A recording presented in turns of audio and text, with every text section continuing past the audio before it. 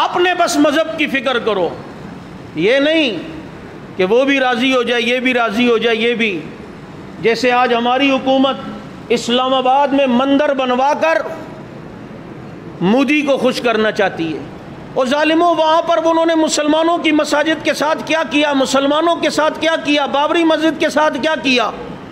ہم نہیں کہتے کہ تم یہاں مندروں کو توڑو، اسلام اس کی بھی اجازت نہیں دیتا. صاف بات سن لیں، اگر کسی جگہ علاقہ فتح ہو اور کسی جگہ علاقے میں کوئی دوسرے مذہب کے لوگ ہوں، اسلام اگر وہ ذمہ بن کے رہیں گے، اسلام ان غیر مسلموں کی حفاظت کا بھی ذمہ لیتا ہے اور ان کی عبادت خانوں کو بھی نہیں توڑے گا اور عبادت خانے کی بھی ذمہ داری لیتا ہے حفاظت کی.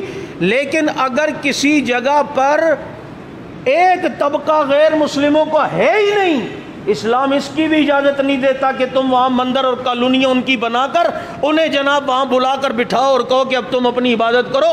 اسلام آباد میں جب ہندو ہے ہی نہیں تو وہاں بنانے کی کیا تکے. یہی تو تھا طالبان نے جو بامیان کے بت توڑے، تو بہت سارے لوگوں نے کہا کہ اسلام نے تو اقلیتوں کے عبادت خانوں کے تحفظ کا ذمہ لیا ہے. تو وہ لوگ تو چونکہ شریعت جانتے تھے اور ان سے زیادہ کون جانتا ہو، تو انہوں نے یہی کہا نا کہ اسلام وہاں عبادت خانوں کی حفاظت کا ذمہ لیتا ہے جہاں جس علاقے میں اس مذہب کے لوگ ہوں اور عبادت خانے میں جاتے ہوں. لیکن اگر کسی جگہ ہی نہیں، اب بامیان میں کون سے بدھ مت والے رہتے ہیں؟ وہ تو کسی زمانے میں رہتے تھے، اب ان کا وہاں وجود بھی نہیں ہے. اب وہ تو رہتے ہیں، اب کوئی چائنا میں تو کوئی جاپان میں. جب نہیں ہے تو یہاں بت نہیں چلیں گے، یہاں محمد کا دین چلے گا. یہ فرق ہوتا ہے. اس لیے ہم مذمت کرتے ہیں اسلام آباد میں جو مندر کی تعمیر ہو رہی ہے.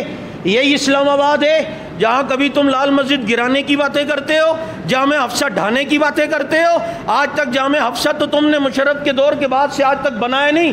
مندر بنانے کی بہت فکر ہو رہی ہے، ہندوؤں کو خوش کر رہے ہو، یہ کبھی بھی راضی نہیں ہوں گے. تم نے کشمیر دے دیا، کیا یہ راضی ہو گئے؟ اب بھی یہاں پر پاکستان کی طرف غلط نگاہ سے ایران کے ساتھ گٹھ جوڑ کر کے دیکھ رہے ہیں. تم اتنا کچھ کرو، لیکن یہ یہود و نصارہ ہوں یا ہنود ہوں یا یہود ہوں، یہ راضی نہیں ہوں گے جب تک ان کا مذہب قبول نہ کرو. اس لیے ان کو راضی کرنے کی فکر نہ کرو، رب کو راضی کرنے کی فکر کرو. تمہارے قدموں میں ذلیل ہو کے آئے گی. یہ خطیبانہ جملے نہیں ہیں، یہ مبلغانہ جملے نہیں ہیں، حقائق پر مبنی ہیں. مشاہدے میں یہ بات شامل ہے، تمہارے افغانستان کے اندر غریب طبقہ جس نے کسی کو راضی نہیں کیا، رب کو راضی کیا. 43 ملک ان کے گھٹنوں پر آ کر بیٹھے، گھٹنے ٹیکے، ان کے قدموں کے آگے بیٹھے، اور دنیا کو ان طالبان نے بتایا ہے جو رب کا ہوتا ہے رب اس کا ہوتا ہے، جو رب کا نہیں ہوتا پھر اس کا کوئی بھی نہیں ہوتا.